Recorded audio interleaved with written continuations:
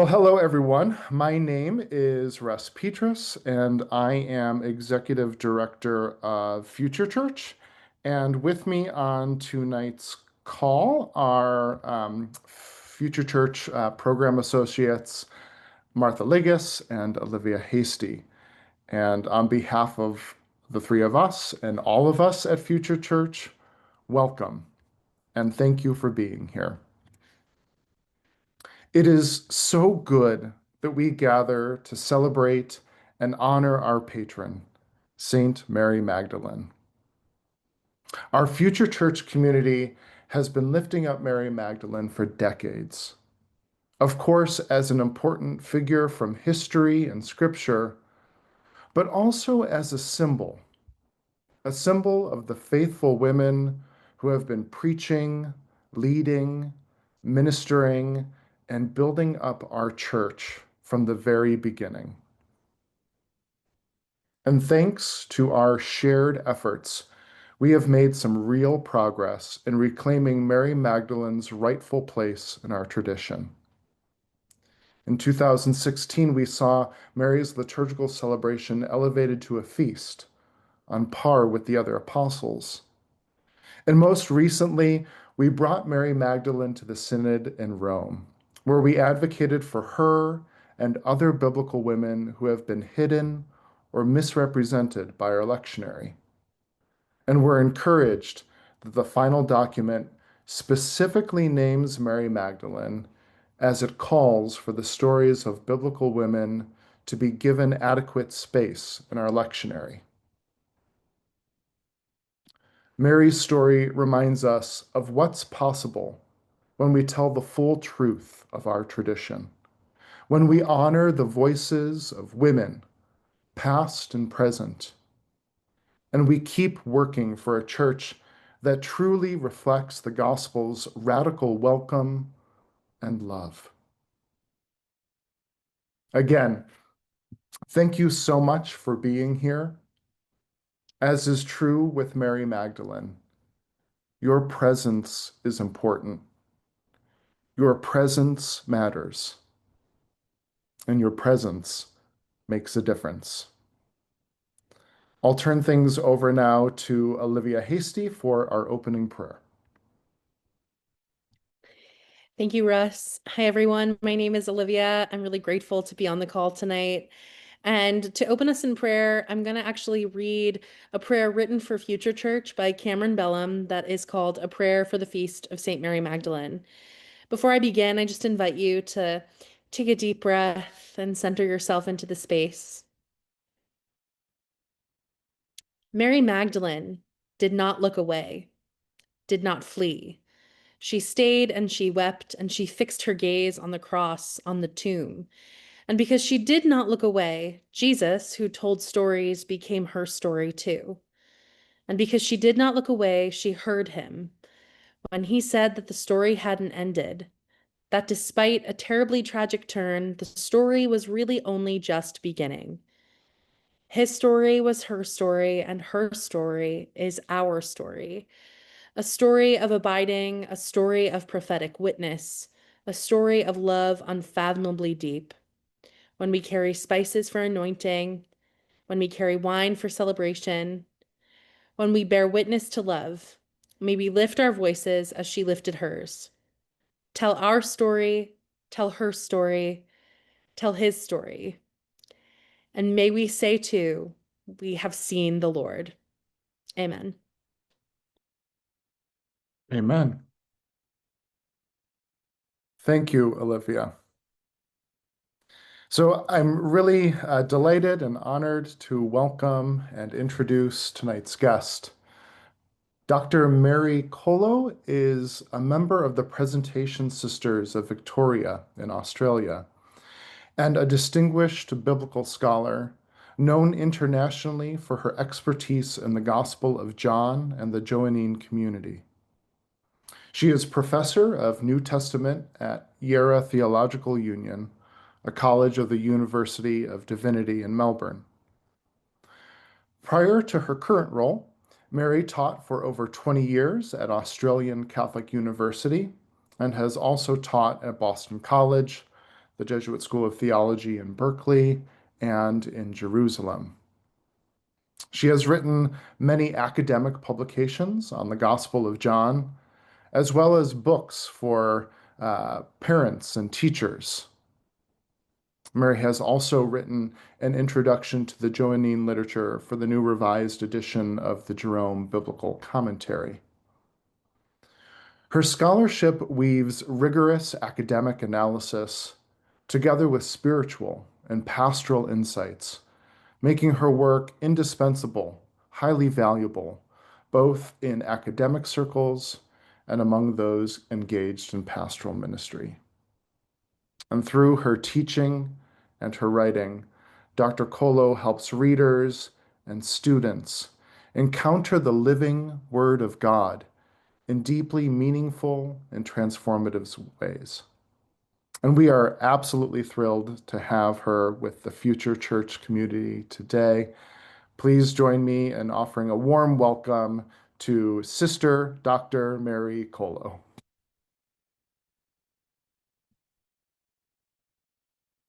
Thank you, Russ. It's a great joy to be with you. And reading down the list of people, I can see many of my friends here. So special cheerios to Noelle, Sandra.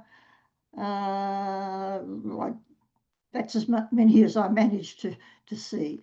Okay, so for me it's morning, for you it's evening. So if occasionally I say this morning, you just translate that into American. It's evening. So I'm going to share my screen. This might take a couple of steps, but we'll see how we go. Okay, Russ, we all see what I can see? Yes, and we're actually seeing your next slide too. Oh, well, So I don't know isn't if that you want to. terrible? Well, I would like to. Oh, no, look, I'll leave it there. And don't you look at it, right? Because then you see what's coming, and I don't want you to do that. That's there for my help only. Okay, you will see it next. So we're going to be talking about Mary the Magdalene. And we'll explain why I put the little word the. And she is an outstanding Easter woman. Russ mentioned in his introduction about lifting up Mary Magdalene. That's exactly what Magdalene means, as we'll see in just a second. So already in the scriptures, she is being lifted up.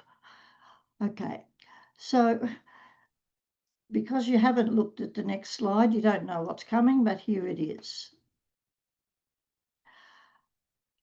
In all the Gospels, Mark, Matthew, John, Luke, Mary in the Greek is always called Mary the Magdalene. In English, it's just translated as Mary Magdalene.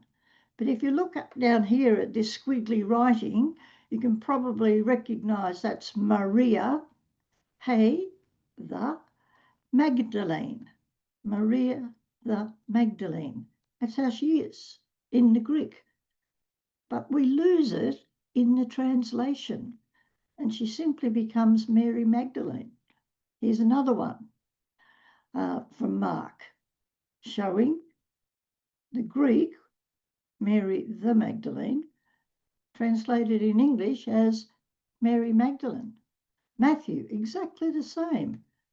Maria, hey Magdalene. Mary the Magdalene. Luke even says Mary called the Magdalene. Mary called. That's in the English translation. Here it is in Greek. Maria, the one called Magdalene. Okay, the Magdalene. And here she is down here. This is interesting in Luke because the Greek actually says, now it was the Magdalene, puts the Magdalene first. The Magdalene, Mary. So there's something going on in this word Magdalene. John, the same thing. So I'm not going to worry too much about the Greek, but I wanted you to see it so you can see that in all the Gospels, she is always called the Magdalene. Now, what does that mean? Is it naming a little village called Migdal? No. In the first century, there was not a village called Migdal. It had another name. It comes from Aramaic, a word for a tower. A tower. In those days, up around Galilee, would have been a fish drying tower. You'd catch all your fish, you'd hang them up in this tower, smoke them to preserve them. Remember, no fridges. So Mary is named after this tall tower. So the question, does it mean she was taller than everybody else? Is it a way of saying tall Mary? Or is it more reflecting something of her personality? Mary, the great one, or I say Mary, the outstanding one. It's a bit like Simon gets called Peter, as Matthew says, and in Acts, Simon called Peter. And there's another Simon called the Zealot, and Joseph called Barsabas. So this is Mary called the Magdalene, the tower, the towering one. This picture is modern day, a beautiful country place in our mountains in Victoria. It's a tower used to dry tobacco. So the tobacco would be collected, tied together, and then smoked. I don't mean smoke, put over a fire to dry it out. So it's a tall tower in Myrtleford. So this name has that sense of tower or towering. And the title Apostle to the Apostles is very, very early in the church, 170. As early as, 2nd century. She's being called Apostle to the Apostle. And then, as Russ mentioned, quite recently, really, her Memorial Day has been changed to a feast day, recognising her greatness. I tend to call her Mary the Outstanding One, to give that sense of her personality and standing taller, being taller, like a tower. Mary the Towering One. You might like to come back and ask questions around that. Now, in John is where we see most of the stories about Mary the Magdalene. So here's the first one. It's early, the first day of the week, and it's still dark. Mary the Magdalene came to the tomb, and she saw the stone had been removed from the tomb. That's consistent across all Gospels, that it was women who found the empty tomb. The other Gospels have a group of women. John, being John, highlights one woman. And that's often what John does, just brings out one character. The synoptics have them as a group. You know the story. Mary runs back. Peter and the beloved disciple come and they have a look in the tomb. Peter just sees cloths on the ground and doesn't get it. The beloved disciple sees something a bit different and it says he believed, but it doesn't say what he believed. And then they return home. And it doesn't say they rushed back to the other disciples to tell them. So I think it's a bit ambiguous whether they believed in the resurrection at that point. just says, and he believed. Did he believe finally that Mary Magdalene was right? The body wasn't in the tomb? It could have been as simple as that.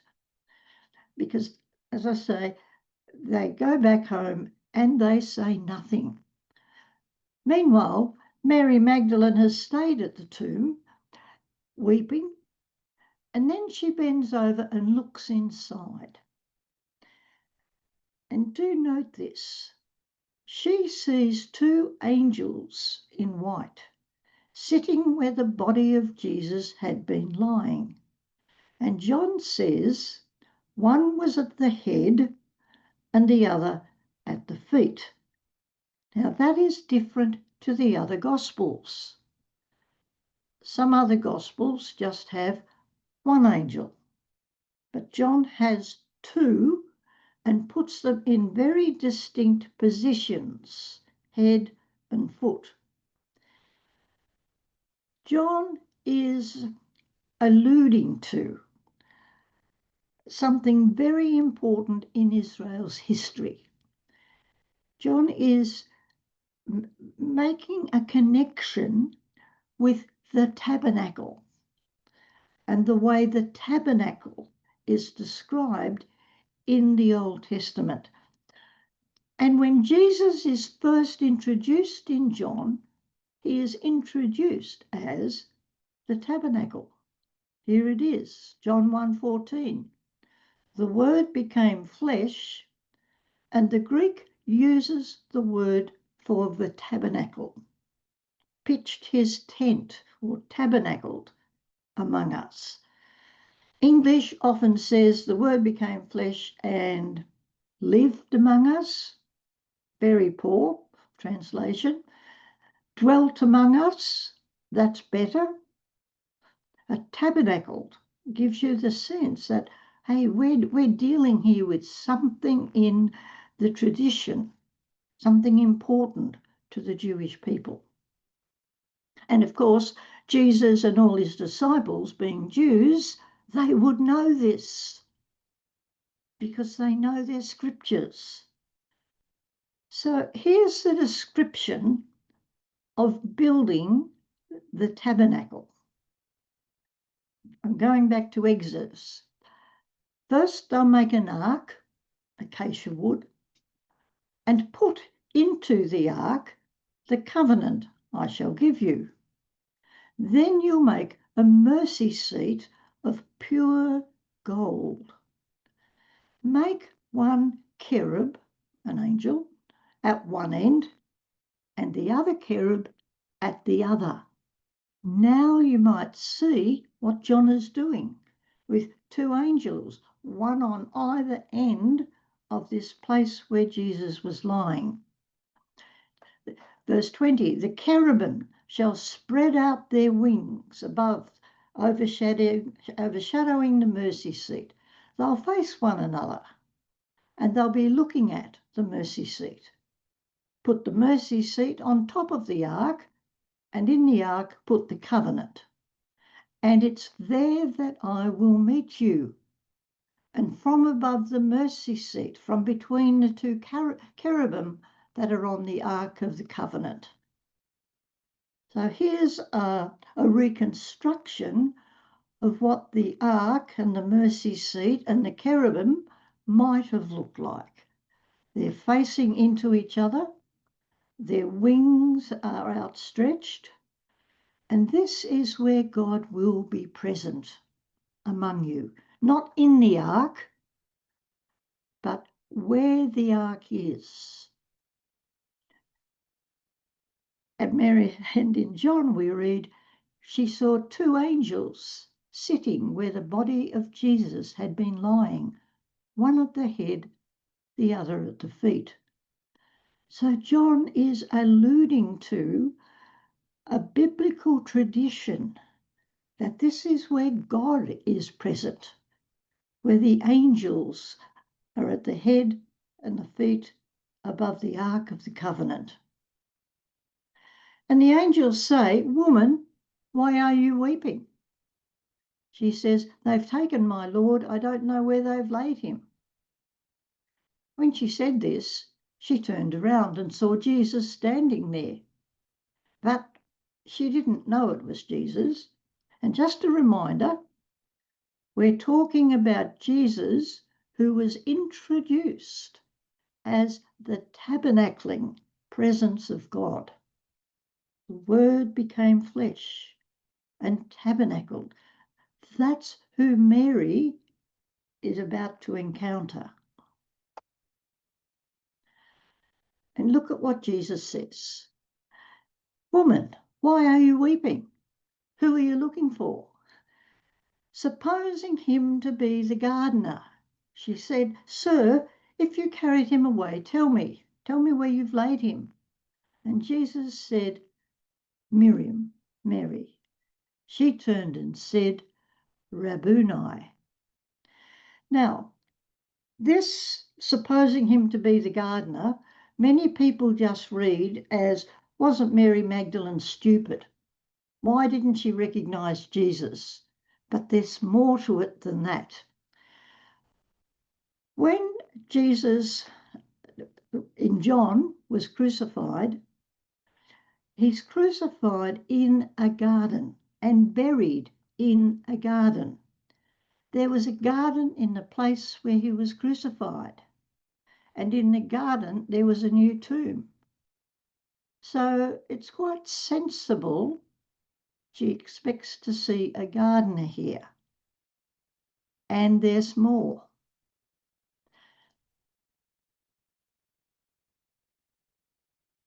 Absolutely unique in John is how he portrays the crucifixion. It begins in a garden. He takes the disciples into a garden. No other gospel mentions this. And then he's buried in a garden. So you've got a garden and a garden. Then they crucified Jesus, and the Greek text says there were two others crucified with him, one on either side, and Jesus in the middle. So here's the language, in the middle. What was in the middle of the garden? The great biblical garden, of course, is the Garden of Eden. And what was in the middle of that garden? So just to remind you,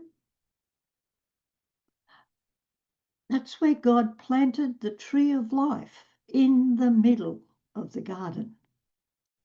So John is presenting the crucifixion as if it's a creation story.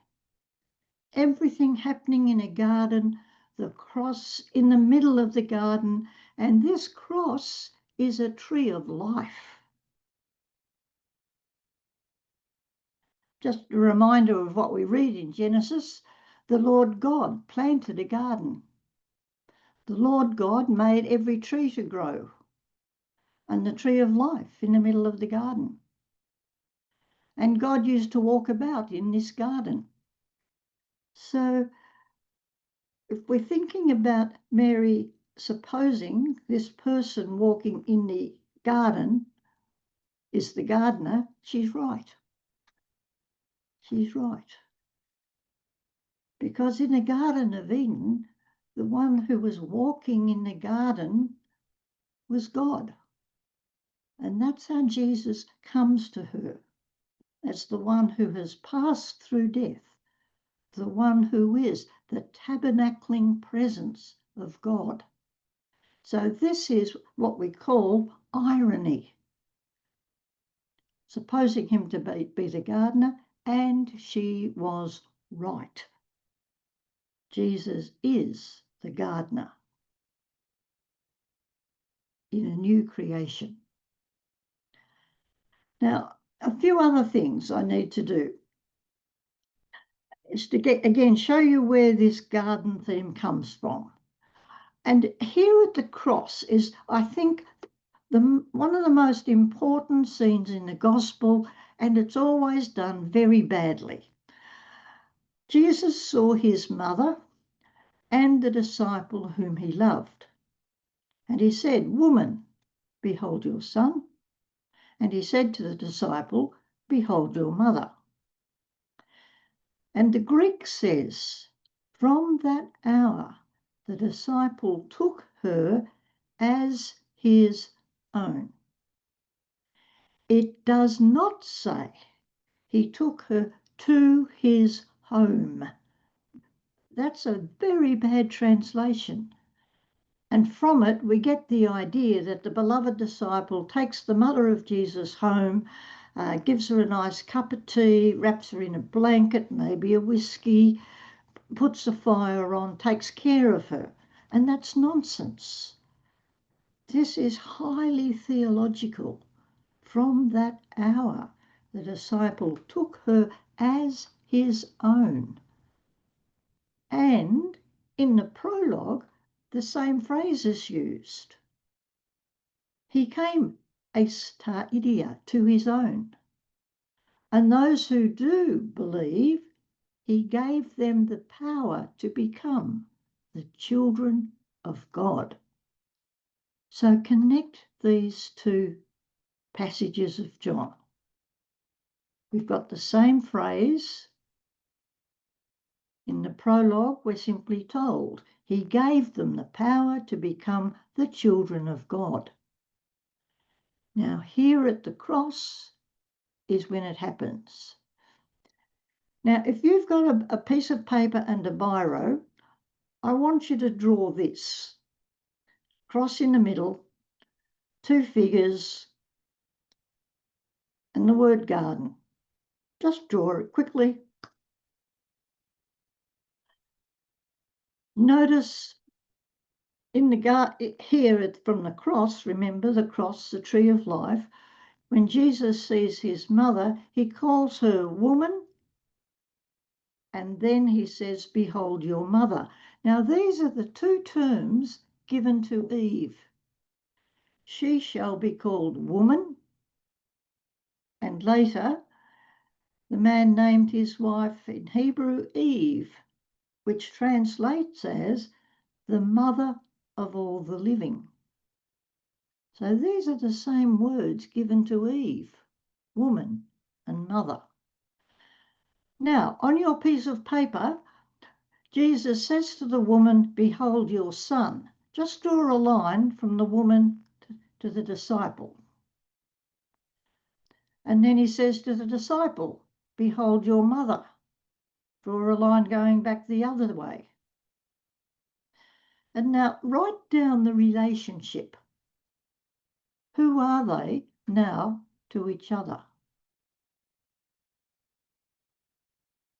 And while you've got your pencil and paper, draw a line from this woman to Jesus on the cross.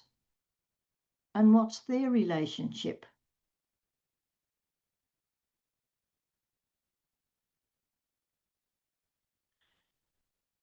You'll end up with a picture like this. The relationship between the woman and the disciple, mother and son.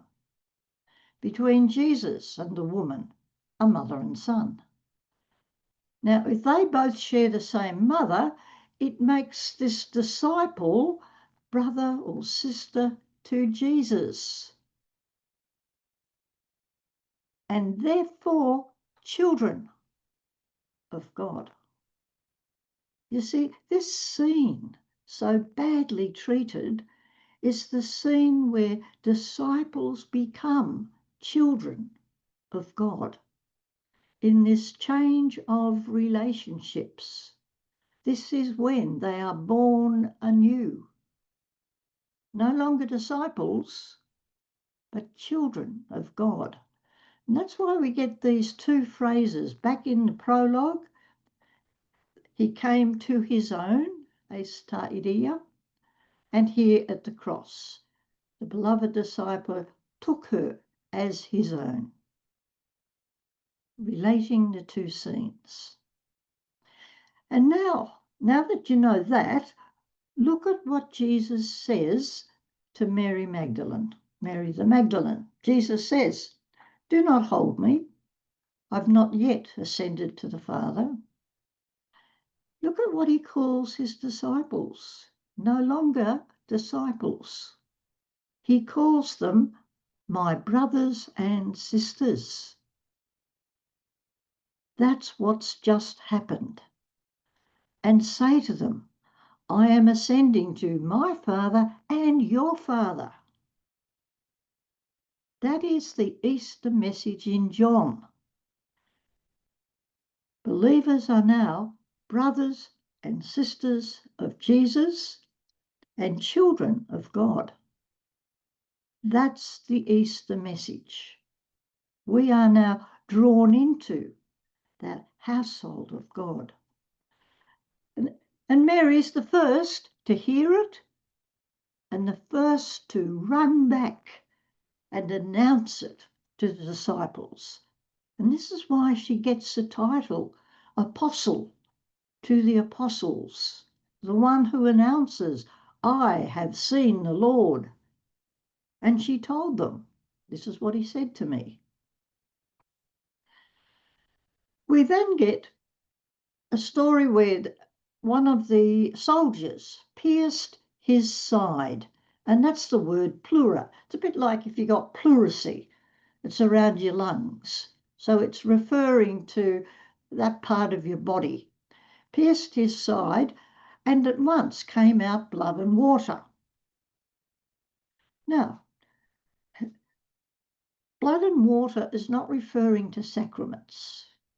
Blood and water is a reference to birthing. That's where there's a flow of blood and water in childbirth. Any of you out there listening to who are mothers, you know that.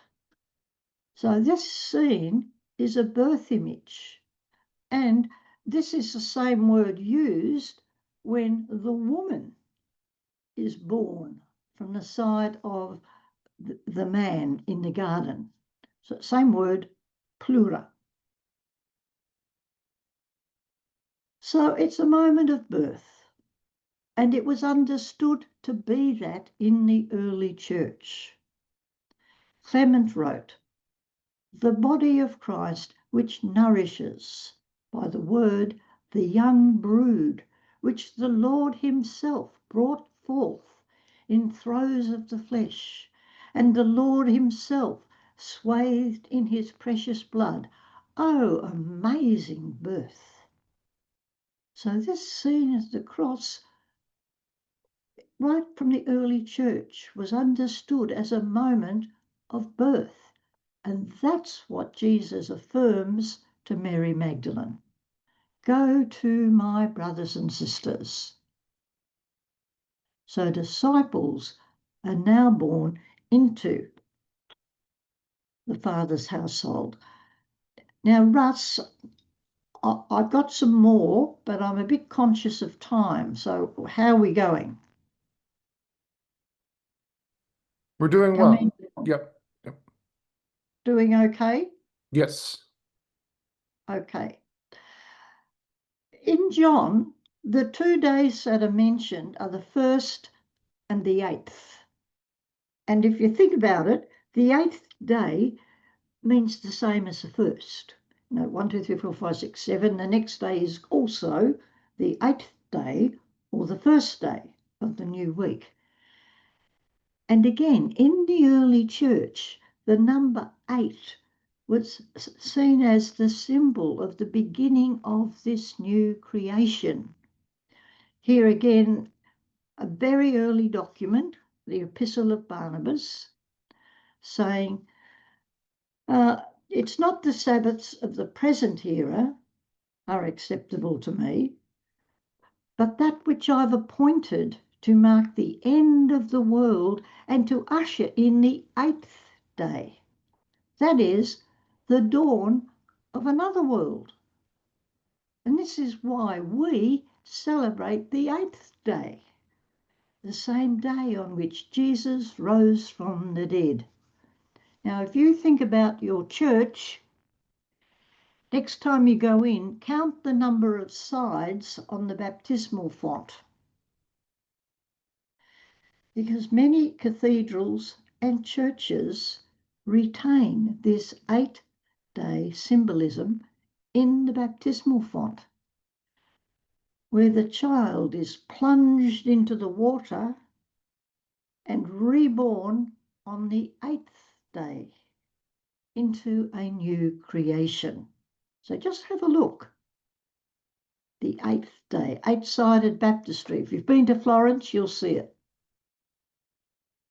So, two great Easter women, the mother of Jesus and Mary, the outstanding one, Mary the Magdalene, as it is in the Greek. Couple of ads. I have a home page, and on it there are a number of videos. A lot are about John. So if you want to see any more of my videos on John, they're all there. They're free. Want to use them in your parish, feel free to. And I've also got a couple of books out, A Friendly Guide to John and A Friendly Guide to the Birth of Jesus. These are about $20. I don't know if you can get them in America except through Amazon, but if you get them through Garrett Publishing in Australia, you'll just pay the $20 plus postage. Okay, they're friendly. You can pick them up and read them. They're not written for scholars, right? They're written for the ordinary people in the pews. Okay, I think I've finished there, so now it's over to you.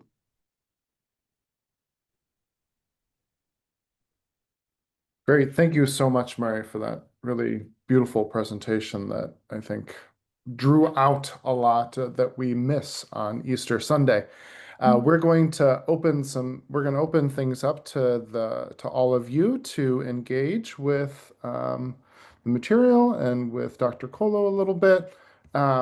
So if you do have a comment or a question, something you'd like to ask, please do use the little react button. It's down at the bottom of your screen. You'll see it looks like a heart, says react, and then in that window that pops up, there's a raise hand feature. So if you can use that to raise your hand, that will help me to know that you have a question. There's about 200 of you on, so I won't be able to, to see a hand raised in your little video screen. It will also help me to know which order I should be calling people. So, and call me Mary, right? Call me Mary. I'm not in a university any longer. okay, great. Thanks, Mary, for that clarification. Just very quickly, my first question to you, Mary, would be, you talked about how I think it was verse 17 is the Easter message of John's gospel, and yet we don't hear that on Easter Sunday. Do you have any commentary about that? Yeah, it's awful. Most of the Mary Magdalene scenes we don't hear in the Sunday liturgy. You know, she's just left out of our liturgy. Is there any reason about that? Well, for many years, like 2000, people associated Mary Magdalene with a woman, a sinner, because one gospel, and it's Luke's gospel, one gospel says Mary was the one who had 7 demons driven out of her. Now that's one gospel. It's not in any of the others. So is that a valid witness? I don't think so. So I just ignore that 7 demons driven out. I think that's Luke's bias. Mary was the great one, the outstanding one.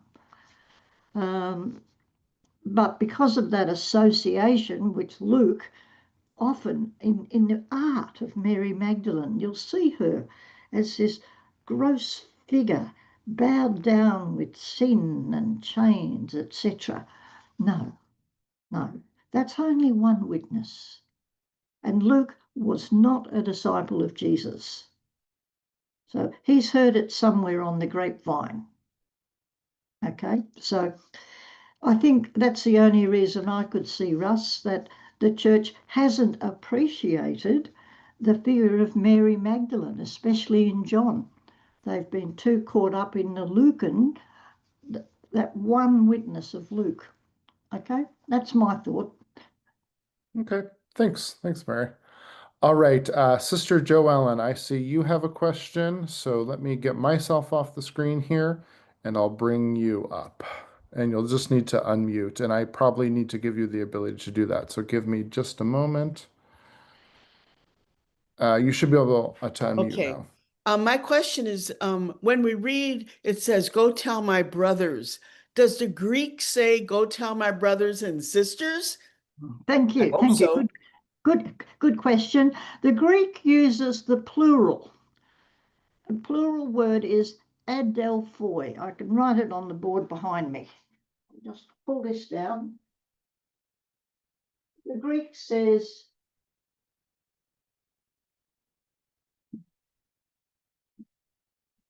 and that makes it plural, and it's called an inclusive plural. So more accurately, it should be translated brothers and sisters because it's an inclusive term.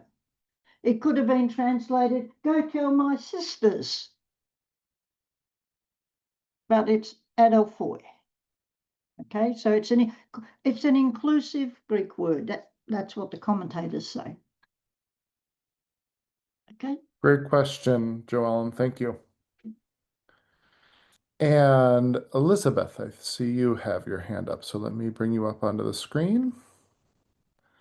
And you'll just need to unmute, Elizabeth, and then ask your question. Okay, this is a little diversion, but what do you do with the omnipresent use of Father in John? Yeah, right.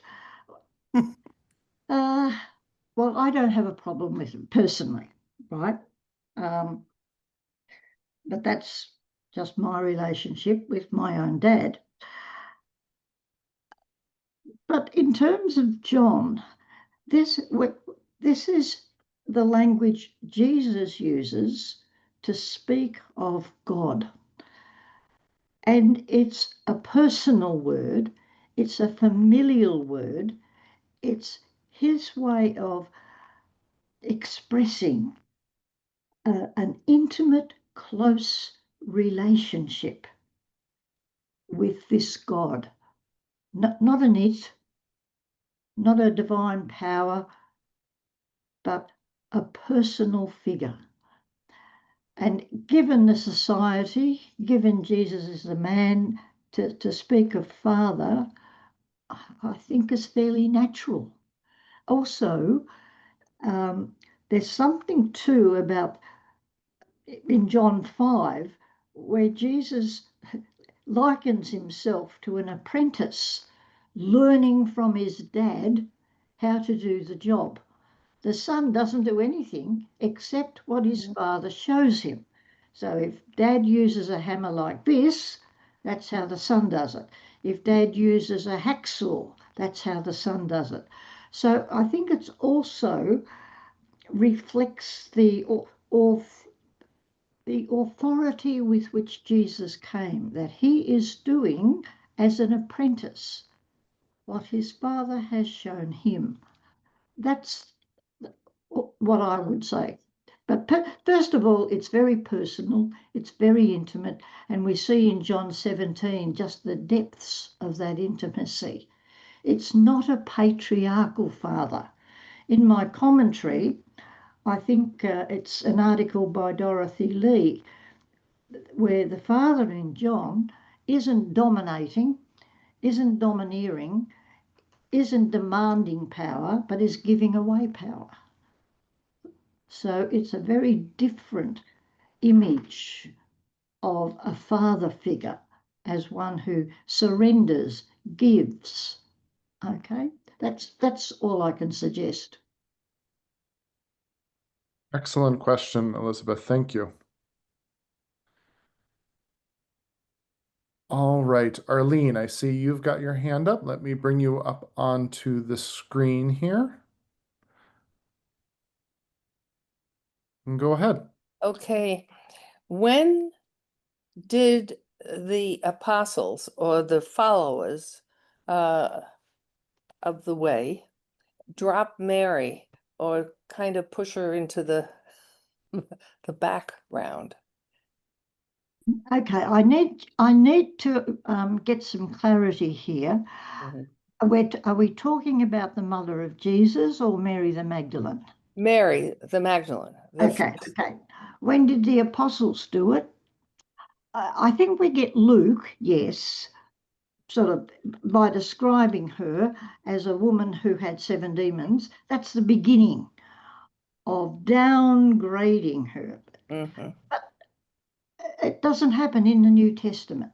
All the other Gospels are calling her Mary, the outstanding one, the Magdalene. In the 2nd century, we get Hippolytus calling her apostle to the apostles. So I think I wouldn't see it's happening in the early church. She's Mhm. being downgraded. It happens in our history, and it's a bit hard to say when in our history, whether it's 3rd, 4th, 5th century, it's hard to know.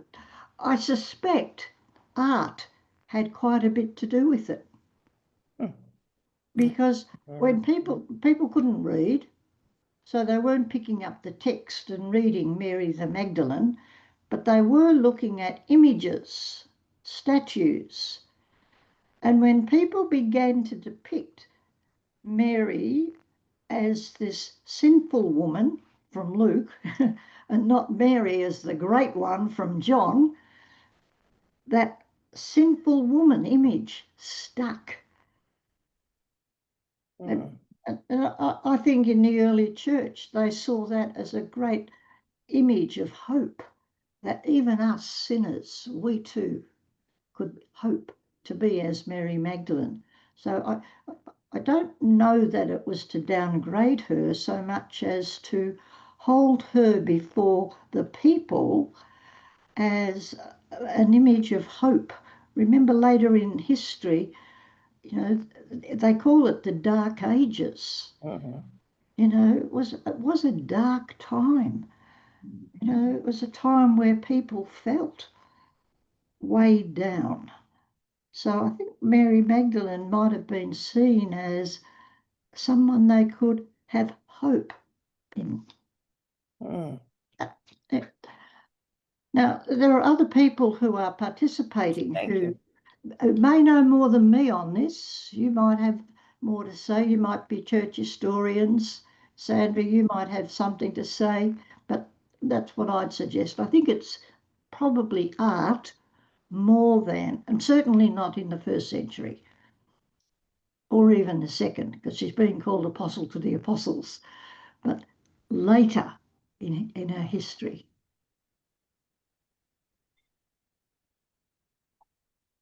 Thanks, Arlene, and thanks, Mary. While you're getting a sip there, Mary, I'm scrolling through the chat and I see that there is some conversation about this, the reference you had made to the 7 demons being Oh, driven yeah, out of Mary. Mary Magdalene in Luke's gospel. And there's some mention here that we now know that those weren't demons in the sense of like meaning sinfulness or something like that, but it might have meant some kind of illness, perhaps some mental illness, that kind of thing. Did you want to comment any further on what perhaps Luke might have meant, or what he was trying to say when he was saying that 7 demons had been driven out of Mary Magdalene? I'd be radical enough to say he made it up, or it's a bit of gossip, because it's pulling Mary Magdalene down. In Australia, we have a saying about cutting down the tall poppy. When someone gets too big for their boots, what do? We pull them down to size. Maybe that's what Luke is doing. Maybe because Luke is Greek, he comes from a Greek philosophical background, Aristotelian background, where women are imperfect men. So maybe he struggles with the powerful women in the church in the 1st century.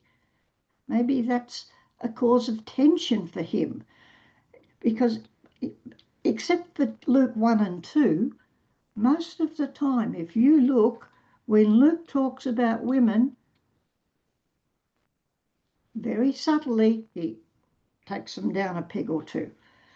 A good example, in the end of Luke, and I haven't got my Bible here handy, unfortunately, there are 2 healing miracles. One is a man with palsy who comes into the synagogue and Jesus heals him.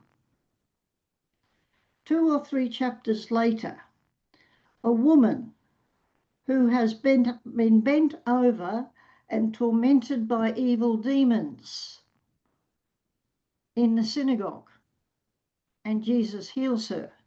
But notice what he's done.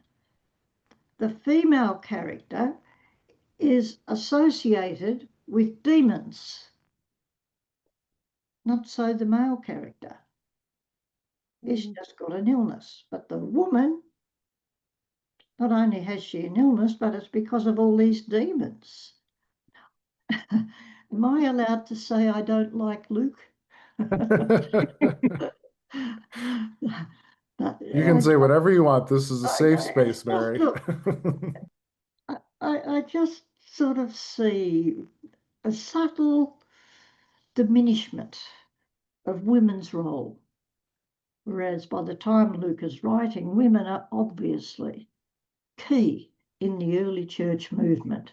They're acting as missionaries. They're acting as leaders of house churches. Phoebe's called a deacon.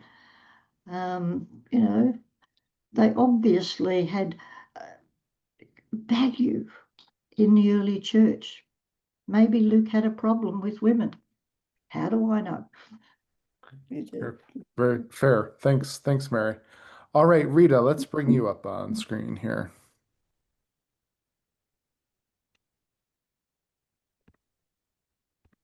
Okay, hi. Hello, Mary. Thank you so much. I've been waiting to hear you for so long. I devoured your wisdom commentary, mostly on chapters 19 and 20 for our series of the Stations of the Resurrection, which is based a lot on your work and on Sandra Schneider's. So, I mean, I have a lot of questions, but I'll try to keep it short here. One thing, first place on Luke, if in your free time you would like to engage with that, I highly recommend the book by Carla Ricci called Mary Magdalene and the Many Others. She partially agrees with you but she more is like, Luke is really torn. And she actually thinks that he had another source that was like a woman's source because it keeps bubbling up. And she developed this concept of the exegesis of silence, where you look for traces. Anyhow, so she also has a nice section in there on demonic possession and makes it very clear that the first century understanding of demonic possession was sin. Was not sin at all. It was, illnesses, which is evidenced by the Gerasene man.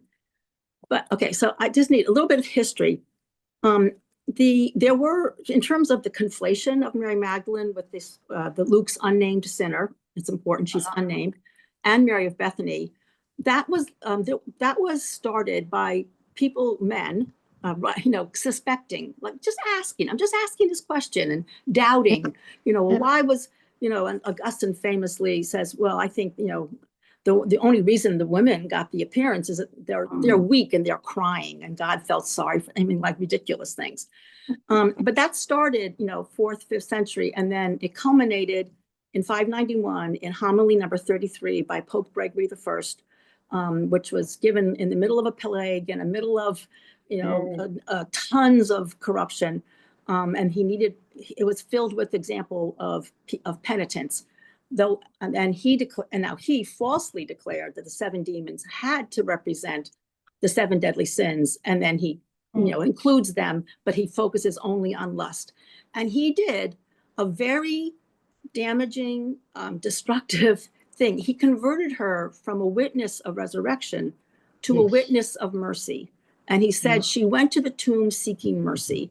So he introduces this idea of a woman who's a sexual sinner, And he's the way, what I won't go into details of what he said, sexual sinner who's already been forgiven. So if you take him and say, okay, so she's the forgiven woman, the unnamed woman, but in his view, she has to keep going back and asking for mercy. And that is what stuck. And then it took 2 centuries for that to evolve into some art on Mary Magdalene. So I just needed to lay that out. And I'm also doing a little research on the Magdalene laundries, and you can see a direct connection from that concept that he introduced, that Pope Gregory I introduced, right directly to the Magdalene laundries in Ireland in the 20th century. So I just wanted to put that out. But Carla Ricci's book on Mary Magdalene in Luke is exquisite. It's really groundbreaking. Carolyn Ozick recommended it.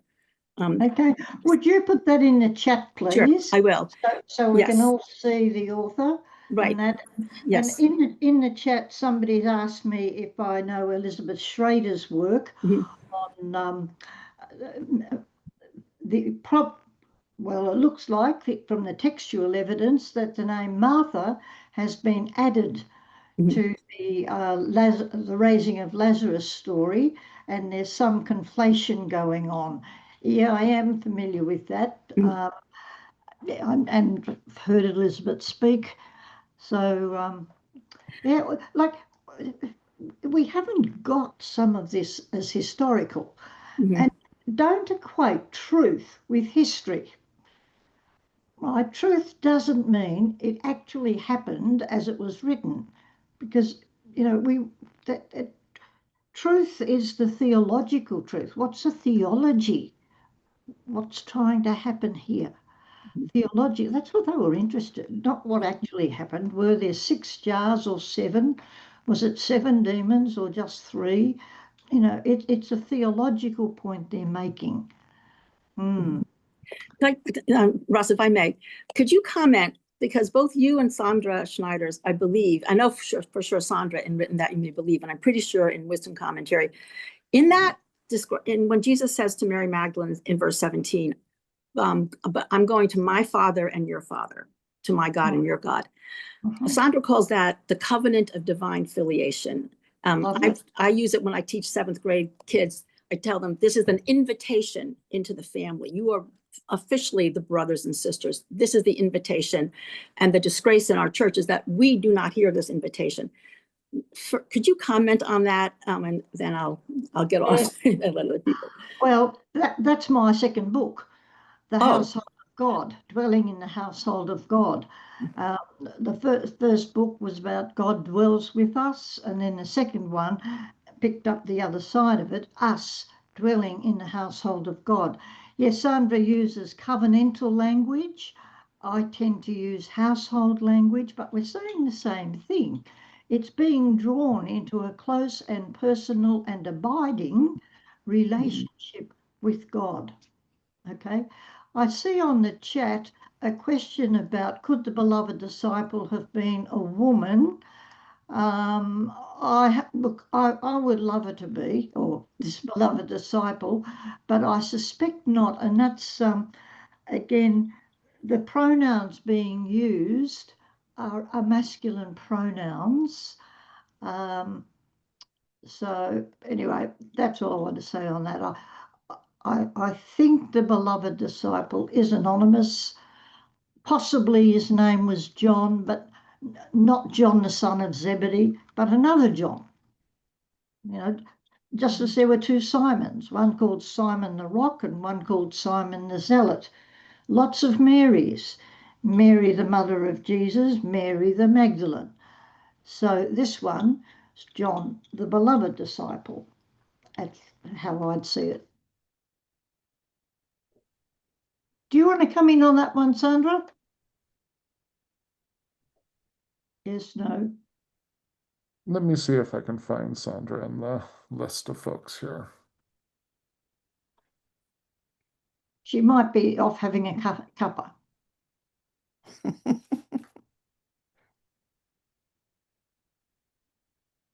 Don't worry. Okay. Okay, Oh, now wait. Oh, here she Here is. she is. where am I? Yeah, you're there. But if you put your camera on too, Sandra, that would help. On what? put your camera on too. Video. My camera's on. It is on. Okay. She might, Sandra, you might have some sort of a screen guard or like a camera guard. If it's not quickly solved, no worries, go ahead, because what you have to say is much more important than what you look like. So Mary, it's wonderful to see you and hear you. And so what would you like me to contribute? I just wondered if you wanted to comment on the covenant language that you pick up. Go Yeah. to I'm sending to my father and your father, and the work you do on the covenant, where I tend to use the image of the household. You want to say more on the covenant language? I think that's probably right, but I don't think these are contradictory, No, because no. both are biblical back to the very beginning, and they're both taken up in John's Gospel. Yep. So, I mean, that's the wonderful thing about the fourth Gospel, as we both know. You know, there's layers upon layers of symbolism, and Yep. especially echoes of Old Testament language Yeah, all the time. that are evoked. They're kind of set off in our memory and our sensibility without being, you know, pointed to and analyzed and so on. So I mean, this whole conversation I found extremely interesting. I didn't know how to get into it, but my electronic partner is not here. That's all right. So I don't know what I'm doing. But if you ask me something directly and you can hear me, I'll respond. Okay. Thanks, Sandra. Yeah. Thanks, Sandra. Well, that was a thrill, wasn't it? All right. Okay, we do have Kathleen, I see you have your hand up, and let me bring you up onto the screen here.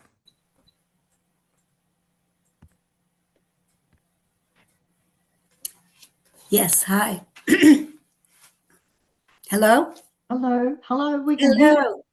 Yes, I have a huge personal interest and also professionally, ministerially, I've always gravitated a great deal about the exclusion of Mary Magdalene in the lectionary. My book is Never on Sunday.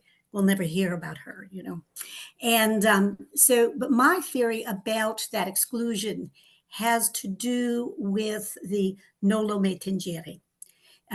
Noli me tangere, do not cling to me.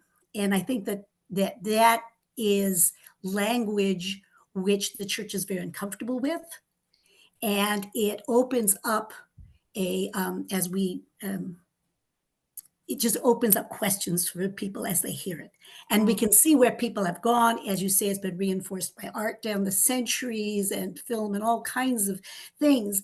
As I've looked at, I don't know Greek as you do, but I have looked at different translations. One of them, I think, holds promise where it is rendered more like, do not wish to cling to me or hold on to me. And I find that promising because to me, if that is the case, and this is my commentary upon that what Jesus is telling her is the same thing we are all being told. Do not hold on to that which you thought you knew. Everything is new from here on out. So could you comment for me on the language which is in the Greek for that noli me tangere, and possibly that as a practical explanation of the avoidance of the church for including these the whole pericope, really, but I think it's loaded language that they're just terribly uncomfortable with. Okay, Sandra, I'll go first. I don't translate it as cling to. It's a Greek word, hapto. I'll put it up here so you can see it. H-A-P-T-O. Okay. It's touch. Do not touch me is a more accurate translation. And I think it goes back to the Genesis story, to the story of Eve telling the serpent, hanging on that tree. We were told you may not eat of the tree of life, and nor may you touch it. And it's the same word. So I think it's echoing something also from the Genesis story, whereas the first woman disobeyed, this woman is obedient. I might be stretching that, but I think it's echoing with Genesis 2 rather than cling to me, because there's no description of her grabbing Jesus. It doesn't say she did that. There's just, she says, Rabboni, and then we get do not touch me, which, as I say, is the same word used in Genesis. It's interesting that while Mary Magdalene gets left out of our liturgy, she's not left out of art. Think of the beautiful, beautiful Noli Me Tangere of some of the classical artists. They're stunning. So this scene has captured the imagination of people, the artist. You can't suppress it, even if the church wants to. So anyway, that's my thought.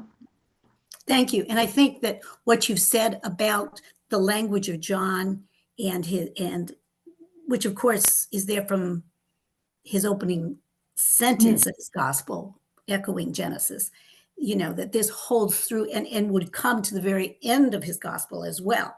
So if we look at that larger context, then your rendering of the meaning for Noli Me Tangere makes a lot more sense, because it also harkens back to Christ as the tree of life. Yes. And, it's the layers of meaning, which is, thank you very much. You want me to throw in a little something on this? Yep. Yes, Sandra, come on in. When we're trying to interpret passages like that, we read it in the Greek text and so on, we read it in translation, I'm not sure that we serve our purposes well when we say, well, it must mean this or it must mean that. And I can make the argument for this and you make the argument for that. But the word itself, touch, hapto, it doesn't mean cling or hold on to or grip, or it means touch. Okay.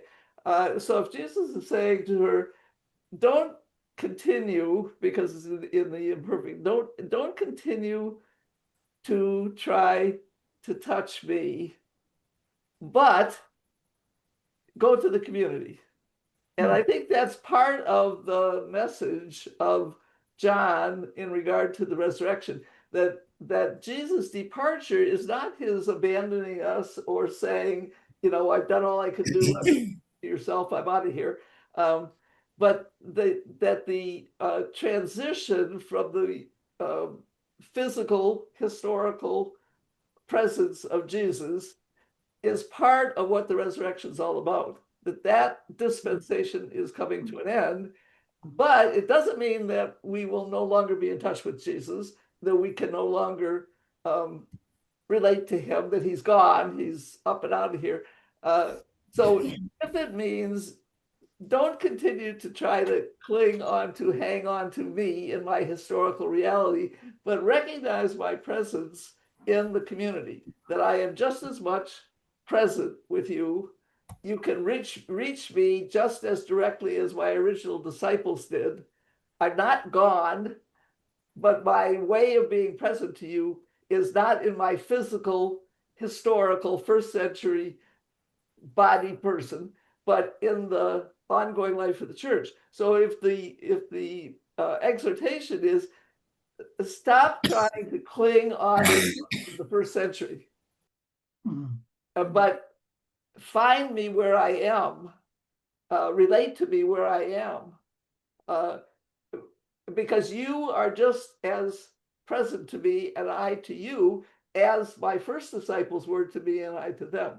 So it's not like you lost touch and now you've got a kind of second degree reality that's a poor substitute for the real thing that went on in the first century. That what's going on with us in the church, in our relationship to Jesus, is just as real, just as intense, just as salvific, just as important.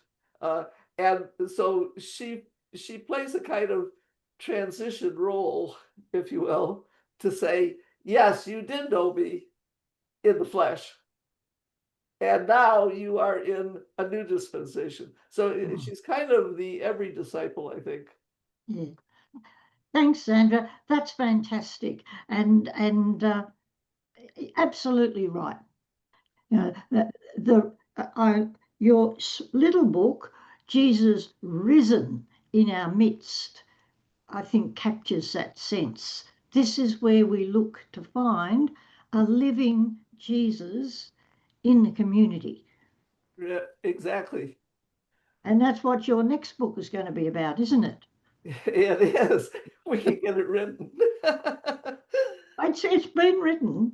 Yeah. It just in the editing process. Yeah. Well, I think a lot about John's Gospel, and what's so original about it and so distinctive about it and so individual about it is precisely the way in which the fourth gospel presents Jesus as actually present in the present Now. of now. You know, Yeah. that we're not looking back to what went on in the first century and trying to carry that forward. And I think that's the whole burden of John's gospel. And it comes in through different doors and windows and so on. But hopefully we'll try to get that message out in the next book. Thank you. Thanks, Kathleen. Great question. Obviously sparked some really beautiful insights. And you got a two for one with responses. Mary, I see we're coming up. It's 8:13 here. We have 3 more hands up. Do you want to try to get everyone in, or how would you like to proceed? I'm happy, but let's say these 3 and then we call it a day. Otherwise, I'll be here all day. I have to take my dog for a walk. Understood. Yes. Okay. So we'll do Joanna, then Mary Carolyn, and then Cynthia, and we'll call it a day. Joanna, let me bring you up on screen. Thanks, Russ, and hi, Mary. Good to see you in person. We've corresponded before. Yeah, great talk. I'm sorry I came in a bit late. Look, I have to ask this question at every time the topic of Mary Magdalene comes up, and I also have been researching this for a long time. Can you please expand on any theories that Magdalene formed a breakaway group with the Johannine community after Jesus' death and spread the word as a spiritual leader in her own right? What are your thoughts on that, or the historical basis for that? I'd struggled to find any historical basis for that. In the first century, John's Gospel is towards the end of that century, and in that Gospel, Mary Magdalene is held up as the first witness. So there's no suggestion in John's Gospel that Mary's been cut off from the community. You might be getting that from some of the later Nag Hammadi writings and also, of course, popular literature. Everyone loves giving Mary Magdalene this starring role as the lover of Jesus in Jesus Christ Superstar, etc. But it's almost fictionalized her. I don't see any evidence for it. Not in the New Testament texts. So that's my answer. So you don't think she took on a movement after his death and spread the word and evangelize? No, because if that had happened, I don't know that an author writing in the first century would have held her up as such a powerful woman to be the witness of the resurrection if she'd gone off and formed her own church. You know, I don't mean literally a church, but like yeah, community. yeah, I community. I don't think so. I don't see any evidence for it. But, Okay, that's interesting. Thanks, Thanks, Mary. Joanna. All right, Mary Carolyn, let's bring you up on screen here.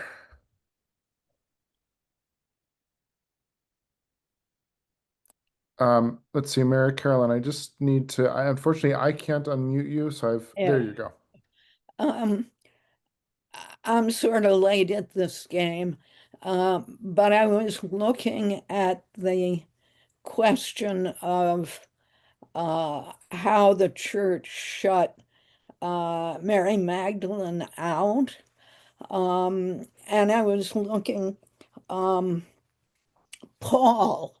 when he talks about the witnesses to the resurrection, lists Peter and some of the disciples and does not list her.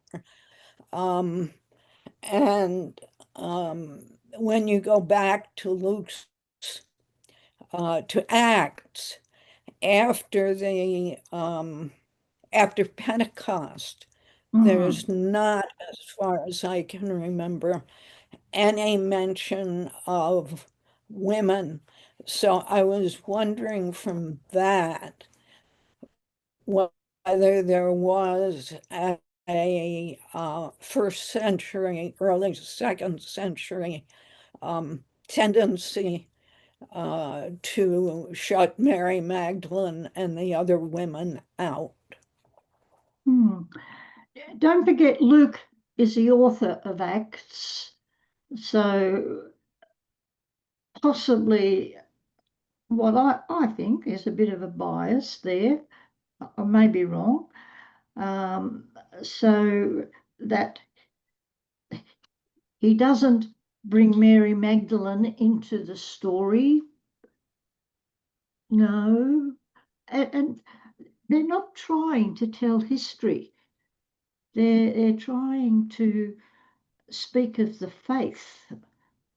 And Paul certainly makes use of a number of women, names them, but for all we know, by the time of Paul's letters, Mary the Magdalene is dead. We don't know. All of these are fantastic questions, and they're almost impossible to answer. Because she'd be a great missionary, but she's not mentioned in the Pauline letters or in the Acts. I don't know. We get fantastic legends, though, that she went to Russia, and that's when she held up the red egg. So, but they're legends. They're legends. We don't know, and I think that's the most honest thing to say is to be cautious. Yeah. Okay. That's all I could say, really. Thank you. All right, and last but certainly not least, Cynthia. Let me bring you up on screen. Thanks, Russ. So in the Synod, we were very intentional about using Mary Magdalene in our final document because this is the invitation that we wanted to make sure everyone understood. We put in that document that women's presence needed to be lifted up in all forms of liturgy, what we said, what we did in song and art, and our stories needed to be told. Yes. This is a really good gateway. I mean, this conversation we've had tonight is just incredible. And we never have this conversation in many spaces because we don't have Mary's story. Every Easter, ask your priest to read the entire gospel. That's your entry point. So we were very intentional about lifting her name up first. Right. And hopefully that can come through in a new production of the lectionary. That would be terrific. Thanks so much, Cynthia. Thanks for adding that. And thank you for the amazing work that you did or are doing through the Synod. All right, let's see here. Let me do this. Mary, I want to thank you so much for this really phenomenal presentation and for engaging with the Future Church community. It was just really a delight to be with you and to have you in our presence, tabernacling among us. So thank you for being with us tonight. It was really a pleasure. Pleasure, Russ.